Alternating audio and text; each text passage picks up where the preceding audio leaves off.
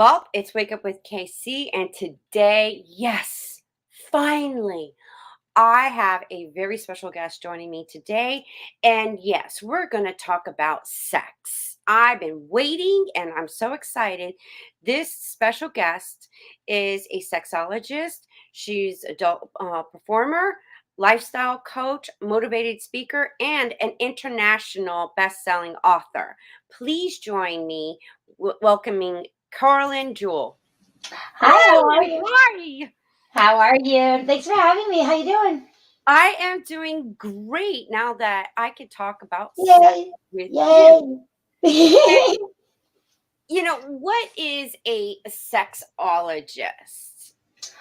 It's a good question. So, once we get a little bit into my backstory, but I always say, my path and my journey and my life took me to somewhere that I never thought I would be. Okay.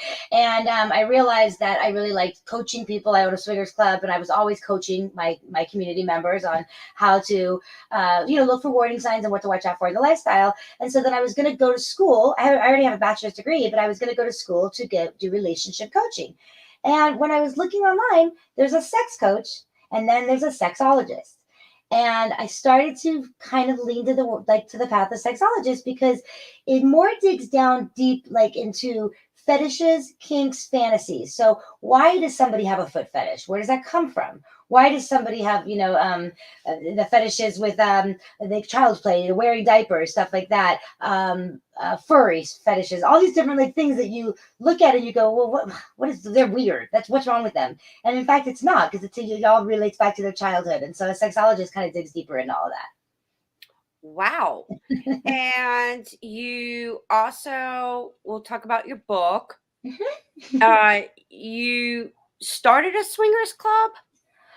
Yeah, my story's interesting because people always say to me, "What don't you do, Coralyn?" So, yeah, I mean, I don't know how far back you want me to go. My swingers club I started in 2012, and I now have about 20,000 members in my community. Wow. So, And let's enlighten people what a swinger is for those that don't. Like me at the beginning, I did mhm. not know. I thought swinging was the dance. Oh, okay. So, So I got all excited yeah, when I I found out, can see oh, that. yeah, I want to enjoy my lifestyle and swing. And I'm like, okay, I'm Yep. down. Let's go. And I'm like, I need to get some new shoes. I got to, Right. It's and true. Well, if you're not, if you live a sheltered life, if you're not taught, if you don't know about it as a teenager, you don't. Then how would you know? I'm actually teaching a class tomorrow Wednesday. Yeah, I'm teaching a class tomorrow. The introduction to swing, so swinging 101. It's a free class. But that when I was writing my syllabus last night for everybody is the misconceptions of what people think swinging is. People really truly, if you don't really know, you think that it's a husband and wife or a boyfriend and girlfriend go to a party or whatever and they have sex with another man or woman, right? And that's it. And there's no other variations. And that's completely wrong. There's so many different variations just from being a voyeur or an exhibitionist. Or maybe you just want to find that illicit unicorn or hot wifing or cuckolding. And there's so many different ways to say, I'm involved in the lifestyle as a swinger, but I don't sleep with somebody else's husband. I don't want to. So there's so many different variations that I can go into. oh, wow. Did not know that. Good There's a to lot. know. There's a lot. I just thought it was like, having orgies. And to me, you know, uh, there is a misconception about sex. Absolutely, absolutely. I mean, my dad knows what I do, and he says to me, "I can't believe that you can be this amazing wedding planner during the day, and then at night you go and you run these orgies." And I said, "Absolutely." At 11 o'clock at night, I ring a bell and I said, "Penis is out, vagina's open. Let's get started." And he's like, "It's disgusting." And I'm like, "That's not what we do. It's not. It's not what it is." I always describe this is my events, but I say it's like going to a wedding with caterers, with entertainment. It's a hotel takeover. With dinners. And the only difference is that I provide a playroom, an area, like different playrooms that they can go and choose to go play if they want to. So, I've been to a swingers club and it was a whole new world for me. It was my first time actually going to a swingers club. where was it? What state? Or do you remember? He's in Fort Lauderdale. Oh, okay. I was just there not too long ago. I was there, Oh, wow. yeah, and it was my first time there too. I because we were at the Exotica Adult Expo. I was doing some seminars there, and then I called Trapeze and I told them that I run Hanky Panky down in California, and so they let all of us in for like a discounted rate. I brought like 20 people over from the event, and it was interesting, because it puts me on the other side as a guest, not as the hostess, so it's hard for me to enjoy because I sit there analyzing. Yeah. It's like when I go, I have a degree in theatrical production. I can't go and enjoy the theater because I'm, analyzing what choreography I would have done different and what props I would have done and what, all those kind of costumes. And I know people are always like, we can't go anywhere with you. I'm like, I know. Well, So, it was a different, it was a whole new atmosphere, and I'm like, wow, this is like a whole new world so that tell me, opened me. what did you think of? I'm curious to get your, because you've never seen a swingers club. So, when did you go to the back room? So you go, you Yeah, jump I on got the. the whole tour of the place. Okay, what went through your head in the back room when you're looking around? I just want to see if somebody's thinking the same as me. Like, really think back to that room, those rooms. Or it's a room, it's a big room. I was like, are they going to get that many people in these like in these rooms? Like, how many people can you fit in these rooms? That's what I was thinking. Okay. So for me, because my friend, he says, are we going to go back there or not? And I'm like, we can go back there, but I'm not doing anything back there. And he's like, why? And I go, you'll see. And if you look around, there's no trash cans for condoms. There's no sheets. There's no towels. There's no condoms. There's nobody coming in there and spraying down those rubber beds after people are done. Ugh. Ugh.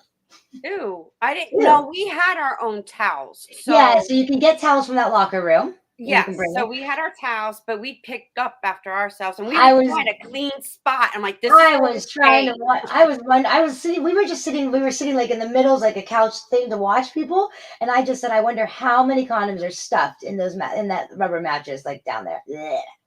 It's too There's no now. trash cans. There's no trash It's too cans. crowded for me. I That's can't. crowded. I'm just like, no. I'd rather go to private parties now. Private swinging Yeah. parties that Yeah, you can kind where you can close the door. Yeah, so like I was writing about that today too. I have a no lock door policy, which means if people want to go play in the playroom, they close the door. If the door's closed, that means they don't want to be disturbed. My staff will come and just make sure it's not locked, and then that's fine. But we have a no lock door policy because of emergencies. You just don't know what's going to happen in that room. Maybe somebody gets dragged in there. We've never had it happen, but I have a no lock door. oh, But wow. yeah. So if the door's closed, it means private. Don't Doesn't mean come in. And if the door's open, another thing people don't understand is if the door's open, that's an invitation to watch. That is not an invitation to jump on the bed or touch them at all. And people think, oh, well, they left it open, so they wanted other people to come and play with them. No, they didn't. No, they didn't. They want you to Oh, watch. wow.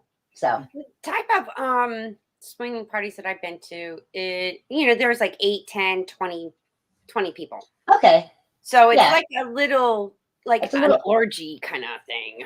okay, yeah, a little get together, at somebody's house Yeah. or something. Okay, And it's just an inner circle of friends that we connect with, and we, every once in a while, but lately it hasn't been because of the COVID, and right. you're slowly coming out, but still, I was blown away. But then I got in touch with my sexuality. Like the sex goddess in me Mm-hmm. connected finally. Yep. Yep. And that's I mean, I always tell people, for me, I was a competitive Olympic figure skater growing up. So my goal, my entire life was just focused on skating and going to represent South Africa in the Olympics. And that dream got when I was about 18, I got injured and I couldn't continue. But I never had an orgasm until I was, I think, 30. And I was married to my husband, and I had an orgasm because we were in Las Vegas, and I was playing with this head massager while he was in the bathroom, and he came out, and I was like, I know why you like sex now. I figured it out, and that took me till the age of 30 to figure that out. Wow. So for me, sex was a chore. It was like, I don't understand why you like this so much. It's just like, well, we're wasting time. But that's what I travel around and I teach people now. Is embrace your sexuality. And if you walk into a swingers party because you want to see what it's all about, and you see your coworker over there, guess what? They're there for the same reason. So hey, what's up? Knuckle them and go on with your day. So Right. And yeah. then, the misconception about sex, it's, growing up in the 80s, I got a book, Mhm. okay? And there was the anatomy of these sexual parts between a male and a female. So I'm going through it, okay? Here's the ovaries, there's the penis, there's the, scrotum. Oh, look, there's the vagina. Oh, there's the clitoris. But I'm like, so What do they when are we do? going to talk about sex? Yeah. And they still don't, by the way. So my kids are 18 and 14, and I asked to see the curriculum, and it's very focused on consent right now, and it talks about that, which is great. Okay, but nobody's telling these kids what the symptoms of an STD look like, how you can get how the different ways that you can get STDs. They're not telling them, God forbid they did get somebody pregnant, where they could go to get help and assistance. None of that's educated. So there's in the sex education, again, they're not learning about if a woman has if a woman squirts, or she has a female ejaculation. They don't know what that is. I mean, I didn't know what that was. I'm a squirter, and then I lost my virginity, and I thought I peed on my boyfriend. I was horrific. I was horrified.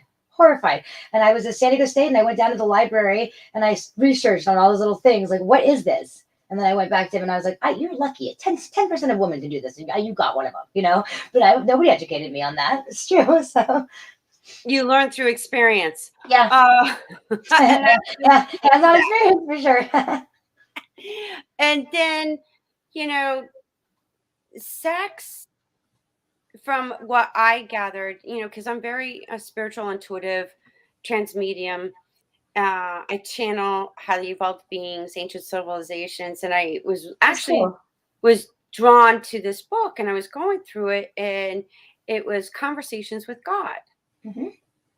with Neil Donald Walsh, and God is talking about what sex is, Hmm. and it's really simple: synergistic energy exchange. Okay, I like that. Because we're souls, we're divine Hmm. spiritual beings, sexual beings inside a human being. Hmm. Exactly. But it's so frowned upon. So, it's so taboo, God forbid. So, And you wonder why people are stressed and unhappy in well, miserable relationships. right. But we were just talking about that, before we put the cameras on. We talked about, the shoulda, woulda, coulda syndrome. I mean, how many people stay in these relationships, and they stay for the sake of the kids, or they stay in a job, or, I work as a webcam performer. That's one of my jobs, of my thousands of jobs. But I can't tell you how many of these men will say to me, as soon as my wife goes to bed. Okay, and then they come, and then they put on their panties, and they want to do, like, fetish role play, and I'm like, why don't you go get your wife and get her out of bed and bring her over here to talk to me, and let's have some fun together and let loose for a little bit. There's so many people have these kinks or these fetishes that society tells them it's wrong. It's not But normal. that's a limited belief, a mental Hmm. programming, Yeah. and there's emotional energetic traumas on top of that that Yep. keeps us held back and prisoners, Right. I and mean, we suffer yeah. instead of letting it go, changing the way we think, and experiencing something that deep down our soul is trying to express and expand. Mhm. Yeah, yeah. I mean, I think that if we were more open sexually, and stopping all this, porn is bad, and sex is bad, and BDSM and spanking is bad, and tying up, and bond, the damsel in distress and all. You know what? It's let people try what they want to try, and you either like it or you don't. I mean, I always say, when fantasy meets reality, it's not always what it's cracked up to be. Everybody wants that threesome, and then you have the threesome, and you're like, well, that kind of sucked. I had to take care of two women. I can't be. I got to deal with her and another one. So it's like, but there's so much, like, taboo on it, and people that I've had on my podcast, like, it blows my mind. Growing up where there was no real acceptance of gender identity, nobody that you could talk to. Imagine that. Imagine being a little, a little boy, but you're like, I'm not a boy. I'm not like the other boys. But who do you talk to? Religious family? Who can you go to say this? I don't feel right. It's awful. It really is. It's sad. It's sad. And It's so sad. Yeah. but here's the thing that I've learned from history too. And this goes back to, I'm trying to find it in the Sumerian writings. Uh-huh. But I know there's writings from the Egyptian history, and there's the high priestess Isis. Hmm. Now, from my understanding, they did do like sexual Rituals, was it? rituals to Hmm. connect to that spiritual side, that realm, and it Yeah. just makes sense to me because when you get that energy, and it's like your soul and your spirit, and then you that energy from that pleasure of Hmm. having sex, and then you have that the soul and the spirit and that energy from the other person when it's consensual, Right. Right. you And know, you connect. And I've had a experience through an orgasm to where I stepped out of my body oh and yeah. this being came in and started speaking a language that I'd never heard it before in my And life. I think that's hard. I think that's hard to find. That's an interesting thing to think about. Like, if how many people could we talk to that could we could ask them? Like, go back in your head to a memory of a sexual encounter with someone that it wasn't just sex. It was something really special, something really significant, and it meant something. And it's just yeah, you don't see that anymore. I don't even know You, if I could think that. passion. The passion is gone. Yeah. It's when the two energies from Hmm. two human beings light up. It's like in the book he explains there's Tom sitting at a table in a restaurant and Mary comes in the door and they make like a instant eye contact, Hmm. something lights up inside. But then they're going on and then that energy gets so intense they have to meet. It's like there's a reason why that Something's happened. drawing them to each other, right? Yeah. Yeah. And to me, that is the one of the most amazing. You created a third energy, by the way, Hmm. Yep. you know, and when you get that heated and that passion, it there's in the science realm or the science the biochemistry in our bodies change. There's so many dopamines and whatnot going on firing Right. up in you. Your heart is starting to raise, your body's getting hot, and your pussy is pulsating, and so are Hmm. your nipples. Right. That's You're feeling it, stuff all over. Yeah. and it's I've had that experience, and now I look at, you know, even, being bisexual. I love women too. I love making Hmm. love to women, Yeah. but I I mean, love being with a man too. Why do I have to choose? Like, why not enjoy, exactly.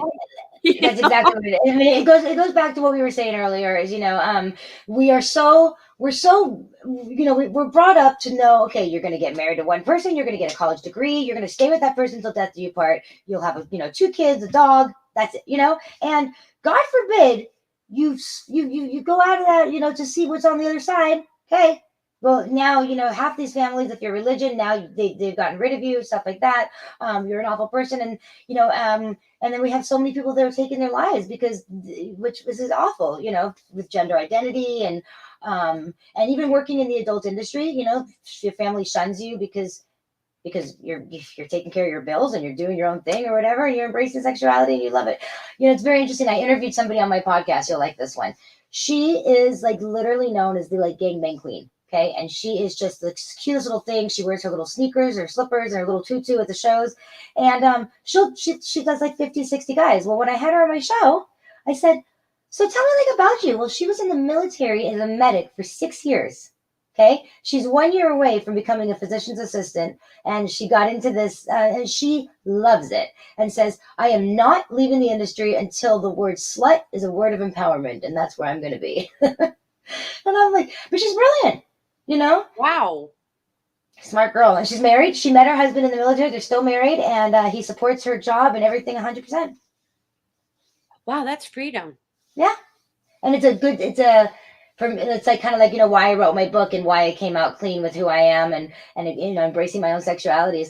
I no longer have to keep that. There's no secrets, there's no white lies, and I don't have to remember what the white lies were anymore. Why am I going here, why am I doing, and you can, and that's why I like the swinger lifestyle community. You can say what you want, you can wear what you want, and nobody looks at you and says you're a slut. Well, I'm all for that. Yeah. Um, but being in the adult industry, like, let's talk about porn. Okay. Okay. It has changed For the dramatically. worst. For the worst. Yeah, for the worst. Before it was like I like a little role play. Yeah, a Uh, scene, a story. what was it? There was one porn that I saw. Was it Deep something? Oh, Deep Throat. Deep Throat. Mhm. Yes, I think Yeah, a lot that's of my friends were in it, yeah.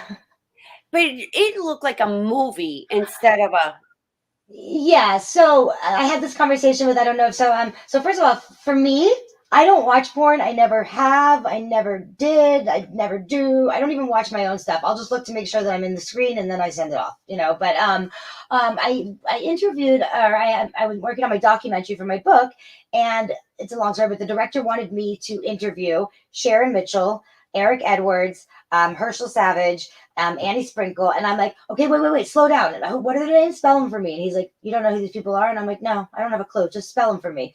And now I know them all. Now I'm friends with them, and I've had them on my show. And when I was talking to Eric Edwards, he's a director and he was a performer, and he says, I'll be on your show if you watch three of my.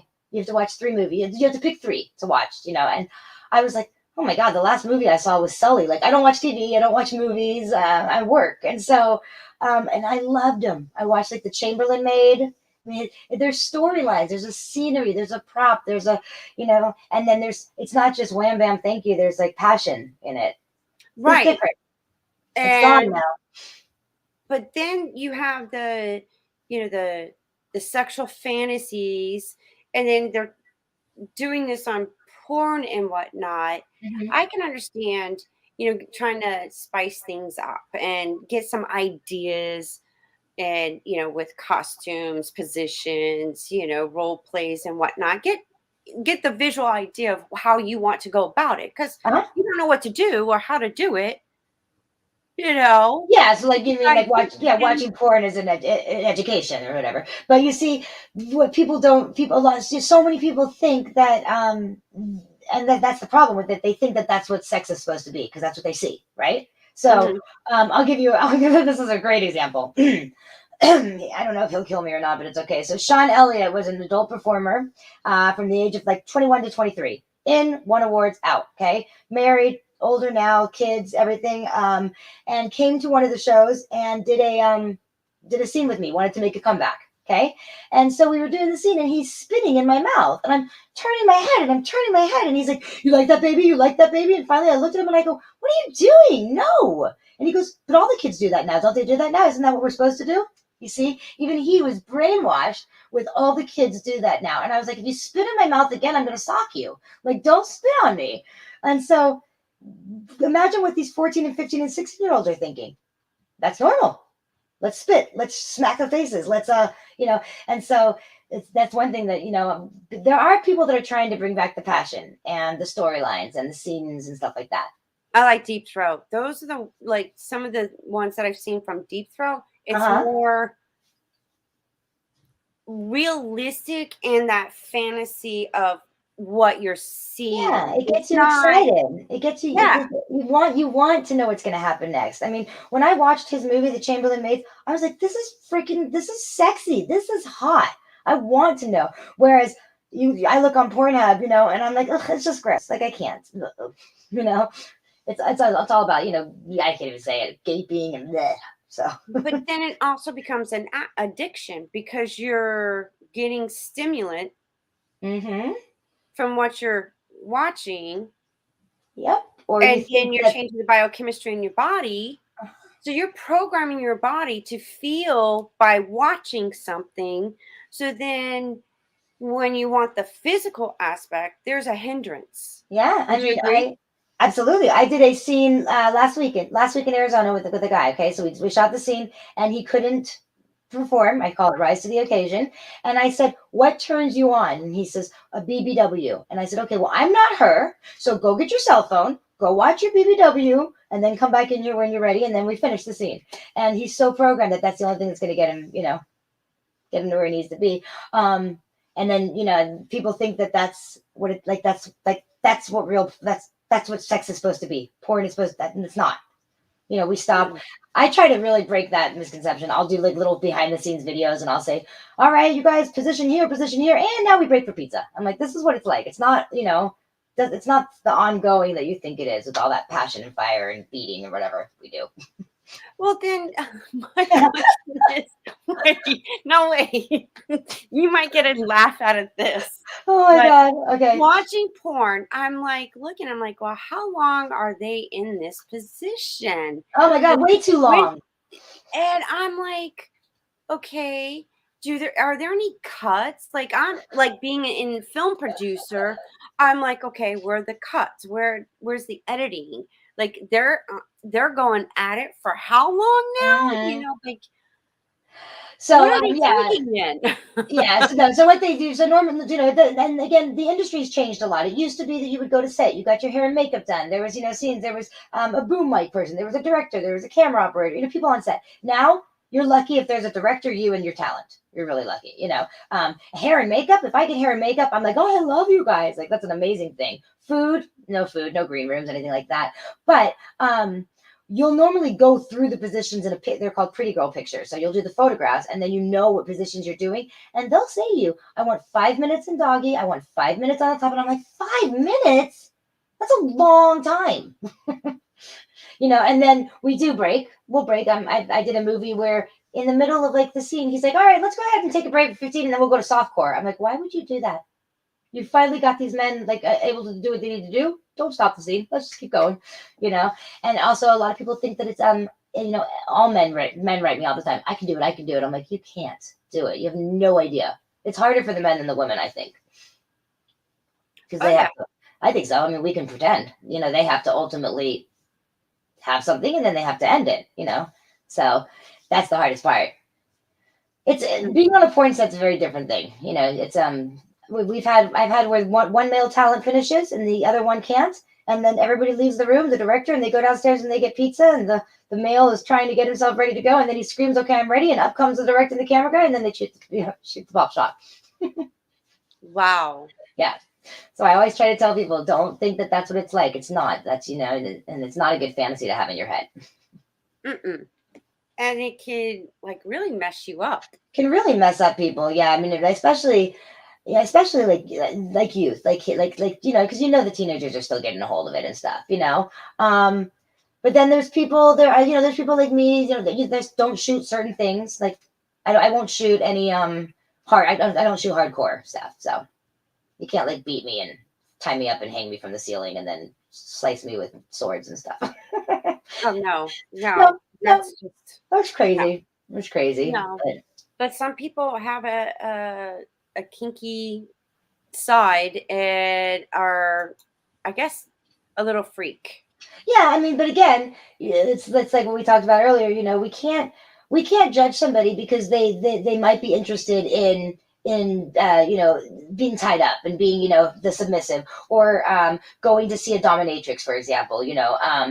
Or trying a threesome, or being a cuckold. Where maybe a man just wants to sit there and be told that he's a pathetic loser and he's got small penis humiliation and all these different things.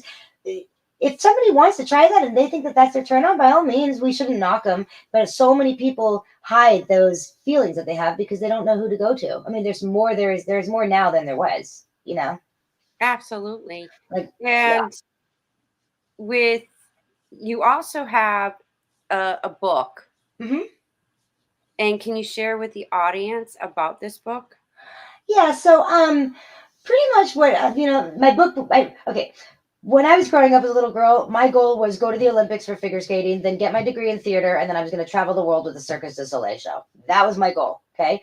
So when I got injured and I couldn't make it to the Olympics because I was off the ice for 8 months and my partner was 25 years my senior and he was done, and I would have to start all over again, and I was taking ibuprofen, too many, 1,800 a day to try to kill the pain.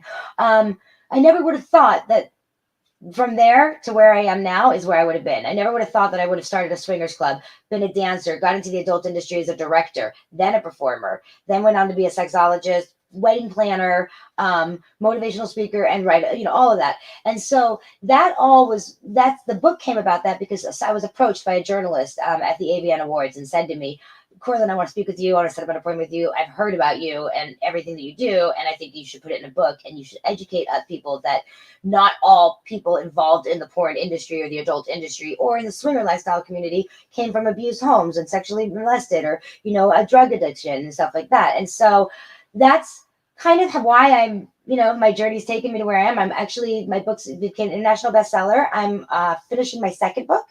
My first one's going into a documentary, and I'm working with Dr. Susie's Institute. I'm a therapist for her, and I'm actually going to be in her documentary this weekend.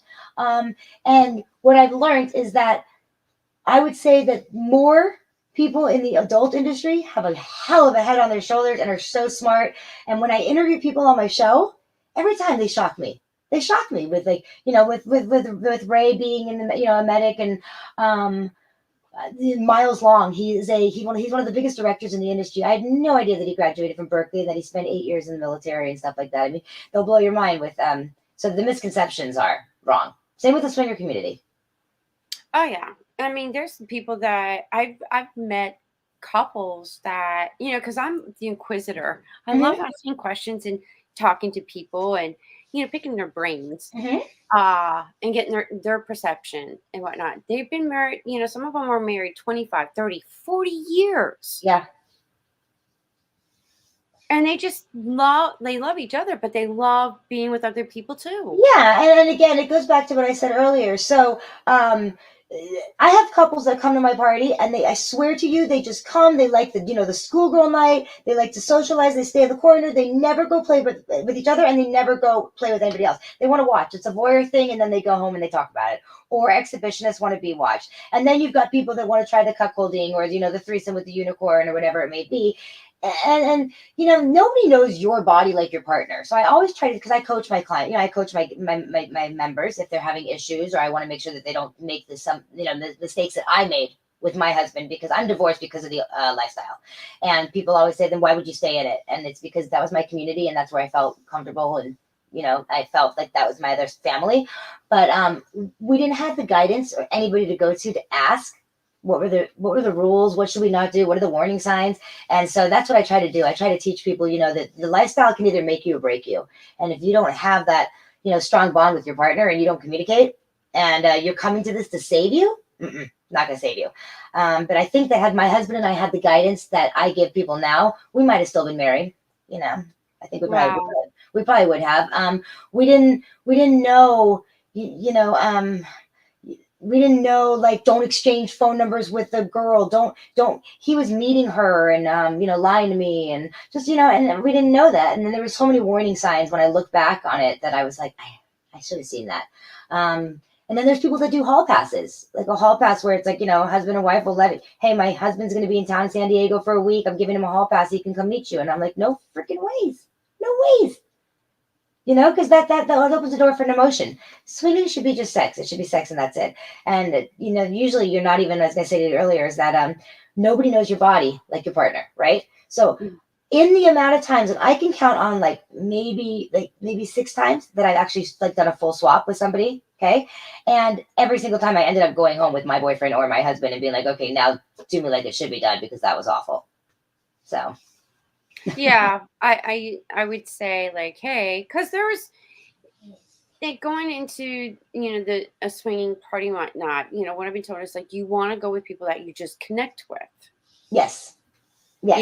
And It doesn't whatever have you to don't be. feel like doing, you do not have to do. No is no. Yeah, and you have to, it's not forever. Sometimes I remember one of the things I always talk about is, some people came when I first started my club. They came to one of my parties. I had a mansion, and they came and they said, you could do really, really good if you didn't have people like that in here.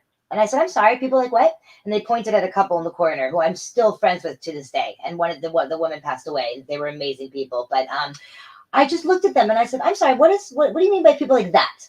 And they said, because they're not good looking and they're like an odd looking couple. And I just thought to myself, let me show you the door. Let me show you the door, because he's a surgeon and she's a respiratory nurse, and we're done. Get out of my house. Okay. And so for me, you can be drop dead gorgeous, but if I don't connect with you on personality, it's like 3 seconds, I'm out.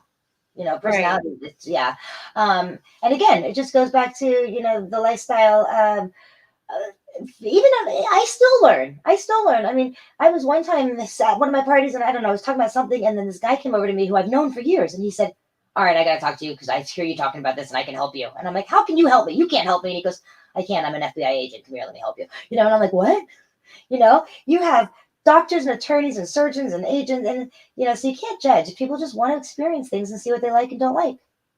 And if I you're think ever, if, because we're human beings. are human beings and you have to try. And I always tell people, if you ever do try, if you go into a room and you agree with your partner that you want to try this, and at any given point one of you is not comfortable or something doesn't feel right, you are grown adults. You stop it. You say, "We apologize, we're going to go."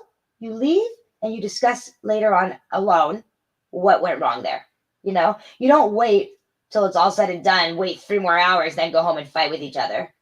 I just had a couple that I'm coaching, and they literally just did not listen to anything I told them and got in a huge fight and almost got divorced.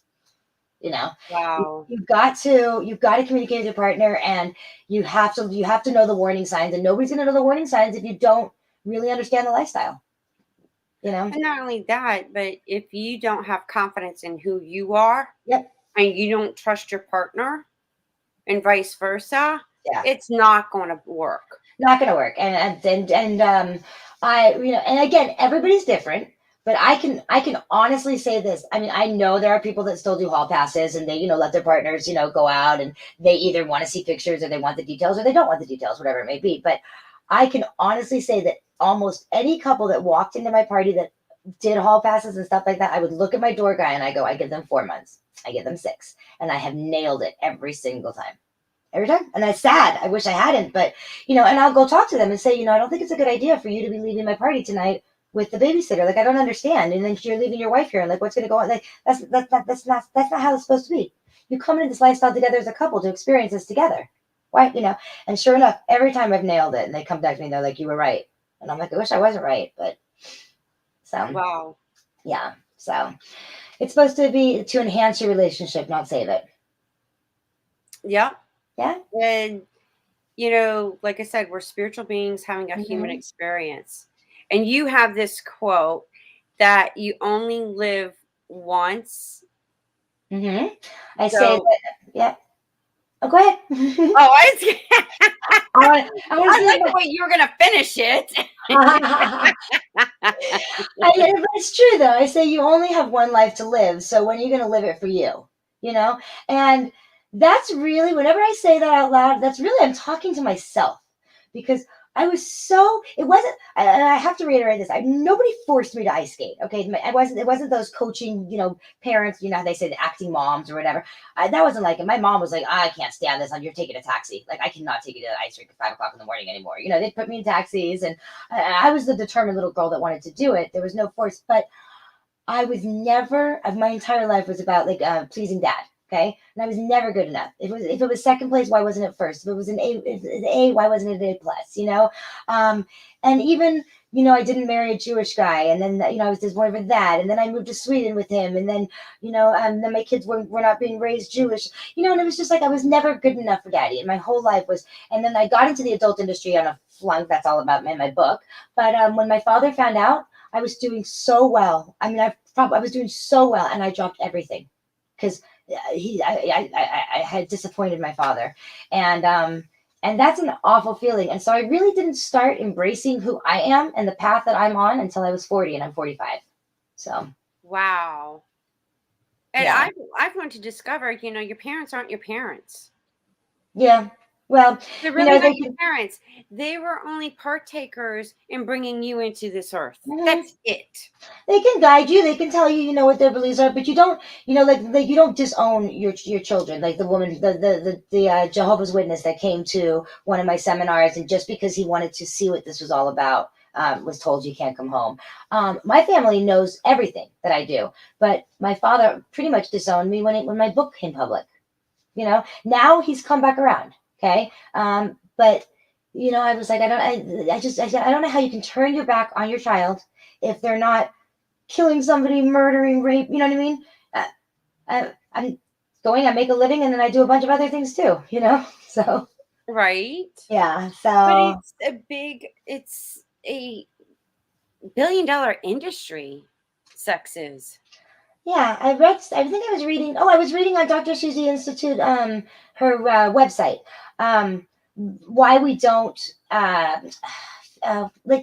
like Nevada. Okay, so prostitution. Okay, so that should be illegal. That should be legal. We people are doing it anyways, and they're out on the streets and doing it unsafely. Do it like Nevada does. Not the city because it's in Carson, but where it's regulated, where it's taxed, where there's testing, where there's safety and all that kind of stuff.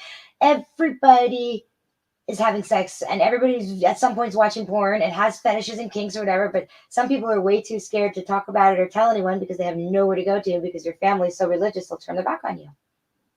you know Wow. it's And it's that's why you started your podcast?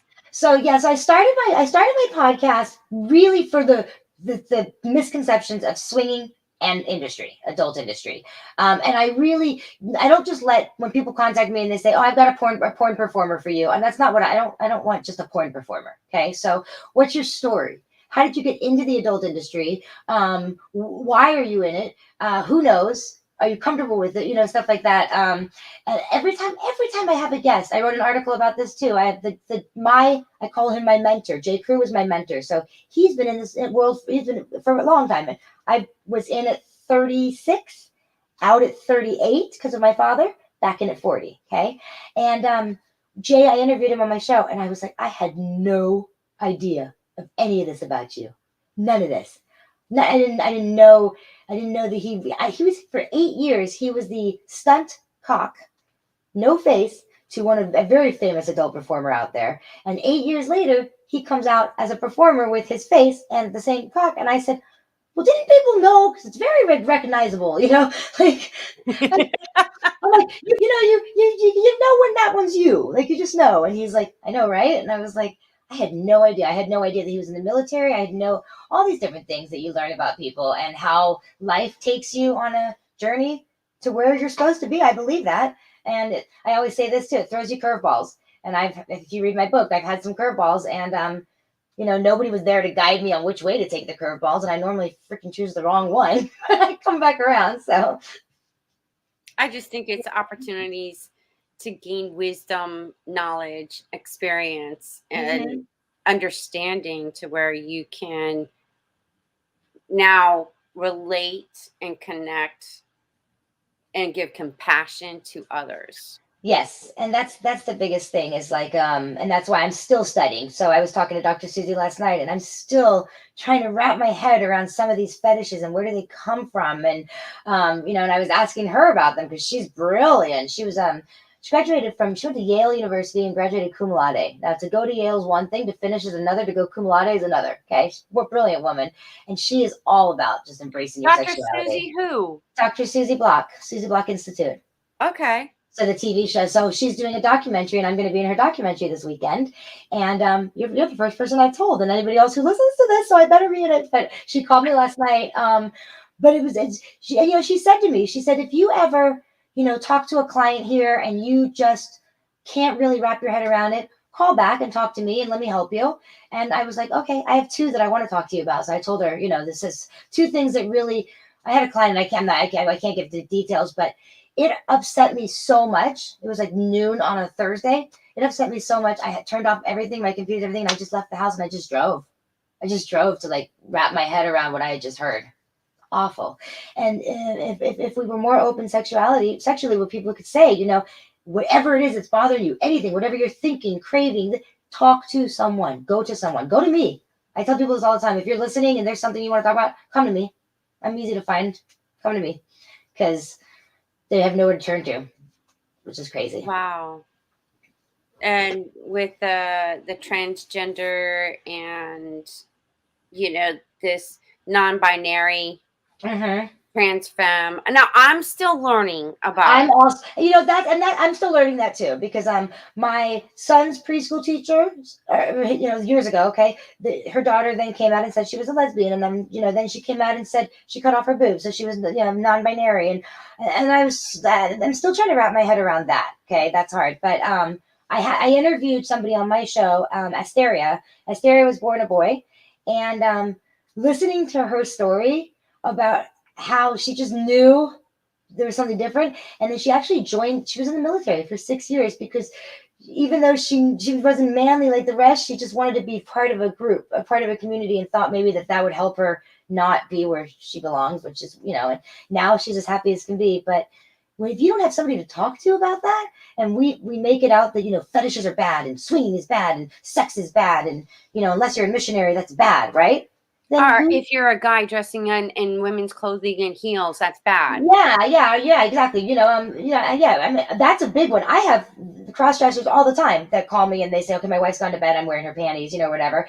And I'm like, "That's awesome. What color are they? Where did you shop?" And I have somebody. He buys my clothes once a month. I send him clothes, and he writes me. And he's like, "Oh my God, I love your clothes," and but he doesn't. But he won't wear them out. Some people won't wear them out. It's a closet cross dresser. Hmm. We But then they're shouldn't. living like a double life, and they're not being their true authentic You're not selves. being They're exactly expressing your who your you who are. you Yes. want to be. That's That, just mind-boggling to me. You see, but you see how hard it is, though. So we think about that. So I say there's got to be a time and a place where you say, you know what, Mom, Dad, I shoot porn. So what?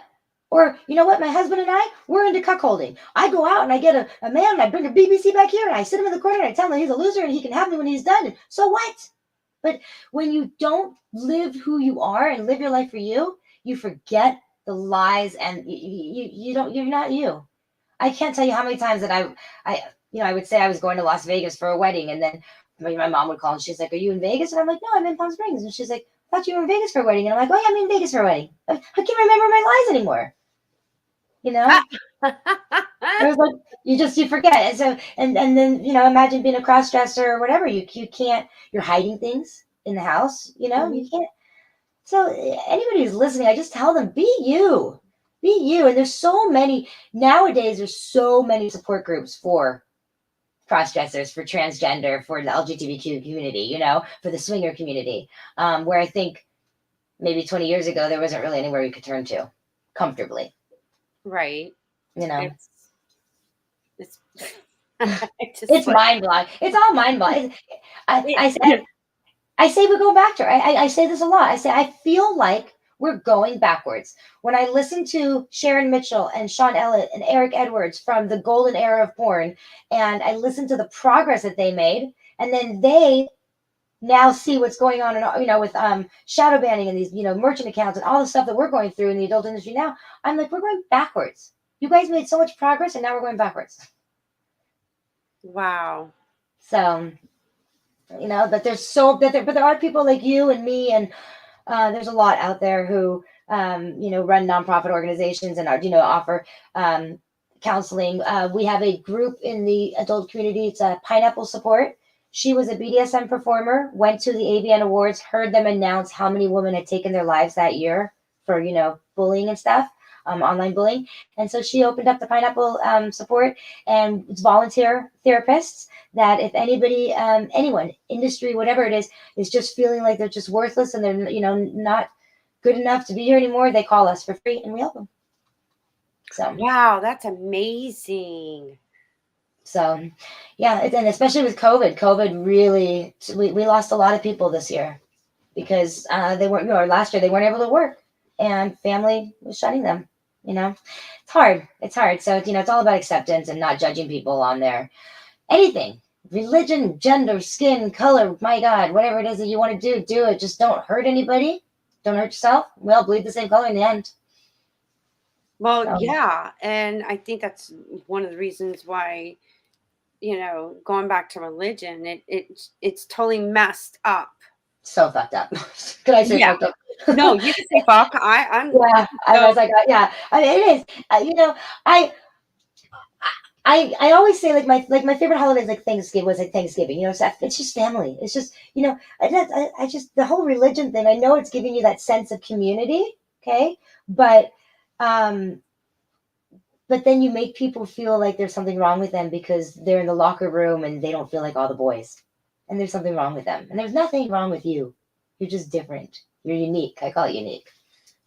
yeah, and and just to wrap some of this up, it's like, all right, I've been told God loves all his children. Hmm.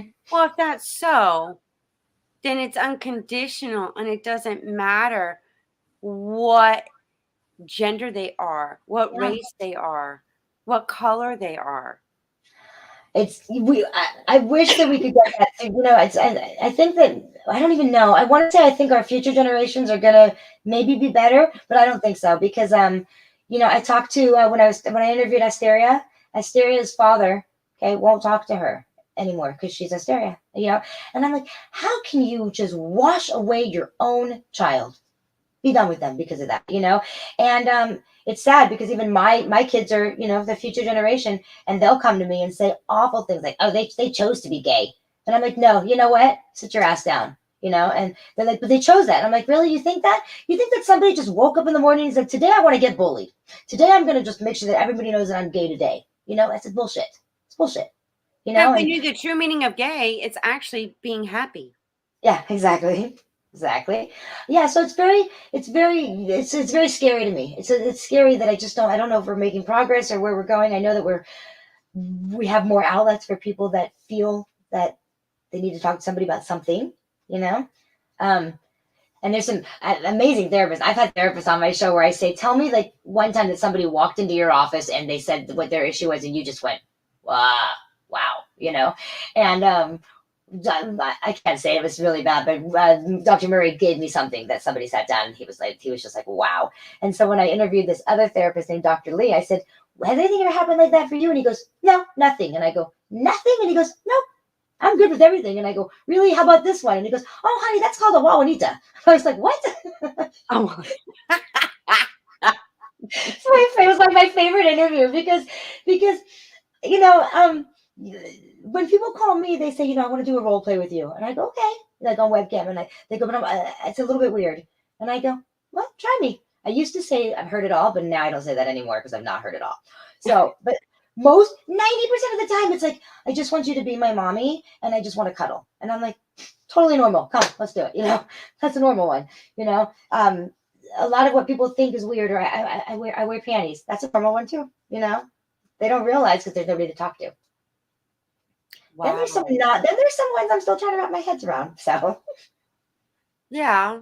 Uh, it's I have I well, know. I question because the spirituality side of me and our souls, because Hmm. when we're in our soul form, how many past lives have we had? We could Right. have been black male. We could have been a Asian female. We could have been, a It's so true. Viking and, a priest here, a king here, a peasant here, a crippled here, in so Right. We many don't know. lifetimes Hmm. between the masculine energy and the feminine energy. So in this, you know, I asked her, I'm like, okay, so I now I say, and I'm proud to say I am God in Okay. this human being that's a redhead. Ah. You know what they say about redheads, right? Oh yeah. Um, and once I realized that and found out, I was like, oh, I love being a redhead now. Right. Now I get people saying, hey, what number is that? And I'm like, number? Right. What are you talking about? The number of your Right. hair. And I'm like, it's my red hair. Why? Right, exactly, exactly. Yeah, so I mean, well, think about that too. You said that. What did you just say? Something about being like a Reddit, but when we were all brought up, what was a model, right? What was a porn star? Tall, Blonde brunette. blonde, yeah, blonde, beautiful, big boot, right? And so now, what I do like seeing is that we've got the BBWs coming in, and less body shaming and more appreciation of just a woman and her sexuality and her confidence and how she portrays herself. And so that I think we're making progress with, and that's nice to see. I love that. Yes, and it's okay to be different. Yeah, The difference is like we're all connected. mhm, And when you agree, we're all connected on a soul, energetic level. We're all connected. yeah, But then we're also uniquely individuals. So we can be the greatest expression of of who the you God are. in each and every one of us. Because that's Yeah, what God yeah, wants to do with you. That's it. yeah, It has no judgment. It has no bias. It yeah. just wants to experience life through your beingness. Right, but you have to allow it to, so you have to open yourself up, to do that, and that's I think where society is still so much brainwashing people that uh, swinging is wrong and porn is wrong and it is Well, it's bad. not just society, it's also religion. Yeah, and media, and it's all of that, coming together. And that's another thing you talked about, how we're all different. So when that couple said to me at my swingers party, you can have really pretty people in here, I thought, you know what? What you might find as your Barbie and Ken cup of tea, somebody else wants the little Latino, and somebody wants, the African American girl, and somebody wants the little. I'm like a little white little spinner thing. I mean, you might want a redhead, a blonde, a brunette. Everybody likes something different, you know. And if it's not your cup of tea, then fine. If wearing panties isn't your thing, don't wear panties. If you don't want to have a threesome, don't have a threesome. If you don't want to go to a swingers party, don't go to a swingers party. But to judge people on it, unnecessary. Nope, it's not. Let people So, free to be themselves. That's mhm. that's how, like, I love you and I love everybody because we're all gods. Mhm. Whether you want to believe it or not, you are. Yeah. So, I always just say to people, live your life, be you. Don't be the shoulda, woulda, coulda. Don't do that. You So know. I'm like, what is God and you doing with you? What are you guys experiencing? That's me though. Yeah.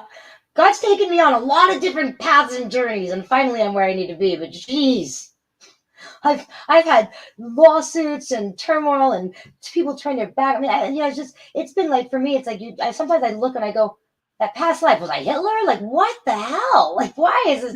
That's how I seriously. I sometimes I'll just like sit there and I'll just look in the air and I'm like, what? What did I do? Why did I deserve this now? But it's getting better. I hope. Well, my suggestion is what am I supposed to learn from this experience? Hmm. It comes to me when I never, ever in 1,000 years would I ever thought I would have been a writer. Never. Okay. And with my book, I told you that he started my book. Okay. So he came to me and said he was going to write a book because I said, I don't write. And he's like, no, no, I'm going to write it. You'll tell me the story. And I go, okay, because I can't spell and I don't know grammar or whatever. In the middle of my project, he gave it back to me. He said, I've decided that the best person to write this book is you. And I go, no, no, no, no, no, no, no, no, no, no, no, no. That wasn't the agreement. And he's like, I don't have time to commit to it. And so I got this book in my hands and I finished the book. And so the book is written from his perspective, but it was me finishing it. And a lot of people are like, I love it when you came in. And I'm like, screw you. I was in there for most of it. I was in there way at the beginning. You just don't know that. But when I write for platforms, different sex positive. I write for Kinkly. I write for Sexperts. I write for them. And I give them my blogs, and then I learn every time I write. I go, now I know why that happened. Now I know why that, you learn from it. So See, you gain wisdom, knowledge. yeah, absolutely. Absolutely. And knowledge that I can pass on to other people, you know? Yeah. So yeah, so that's why I do what I do. So I always say, I can't counsel people on, what it is like to be molested as a child because I haven't been there. I can't counsel somebody on how it is to go through, sobriety, alcohol addiction, drug addiction because I haven't been there. I can counsel you on the swinger lifestyle community because I've been there and I've made the mistakes and I've watched them and seen them. And I can counsel people on the adult industry and how to stay safe in our industry and what the do's and don'ts are and stuff like that. So, Well, I've realized, like, through my own experience, yes, I was sexually molested. I was also raped.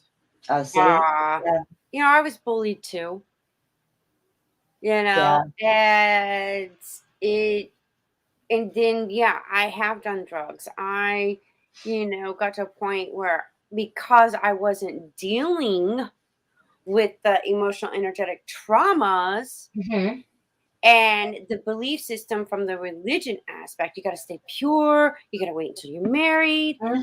That fucked me up mentally. Yeah, yeah, And I took yeah. on beliefs and And programs. So then that's why I feel like a lot of people use these vices because of all of that. 100%, 100%. But if there was somewhere that they could turn to, you should go read the book called I think she calls it Fawning. Okay, and it's Nisha Fair, Phair. Okay, I just had her as a guest on my show, and she won't go into the details, but awful. I don't even she won't even like tell me like the sexual trauma and the abuse that she went through was awful. But what does she teach now? She teaches that you can still come back around, and she teaches you how to be able to have a partner and fall in love again and be intimate with a man, and regardless of what had happened to you as a child in the past or whatever, that there is hope to re-embrace, like to embrace that sexual side of you that was taken from you. It was taken. It was stolen. Mhm. You know. But then So it's like, wouldn't you agree that you could also like love yourself and I mean literally make love to yourself. well, you know what they say. I say to people, I say this all the time. If you are not happy with who you are, if you're not happy with your job, your situation, your family life, whatever it is, okay, then there's no reason that you need to be involved in a relationship with anybody else until you know you and who you want to be and you're happy. Then, so like I'm not dating right now. I think I'm really just focused on my career and where it's going and what I'm doing. And I'm so happy to stay home. Like I just stay home all weekend. And like when people are like, "Do you want to go out?" I'm like, "Oh no, thank you. Can I bring you dinner?" "No, thank you." I just I'm loving writing and doing my own thing and learning. And when I'm ready, then Well, I'll go there back. you become like in the tarot cards of the hermit because that's Mm-hmm. what the hermit does. It isolates itself because it's reevaluating, it's Totally. learning, it's studying, it's in that season, and it's not Absolutely. forever. So great, Yeah. congratulations. Yeah, I mean, I'm loving it. Like, cause I was the social butterfly always, even as a little girl, always the social butterfly. And now, I never thought I'd be a writer. I never thought I'd be a sexologist. I never thought I would do a documentary. I never thought I would have a podcast. Didn't know what podcast was. I mean, and it just shows you, life throws you these curveballs. You don't know where you're going to be or what you're going to do, but be you and just follow them and take them and see where they lead you. They'll get you somewhere. Oh So, yes, and it's just me connecting the dots to your sole purpose of hmm why you came here. yeah, it's true. Isn't that And true? I just love it. And I thank you so much. Thank you for having me. What a nice conversation. That was so much fun meeting you. It was so much fun. I'm gonna stay around and I'm gonna finish this up Got and it. I'll just thank you so much. I love Thank you. Thank you. well there you go.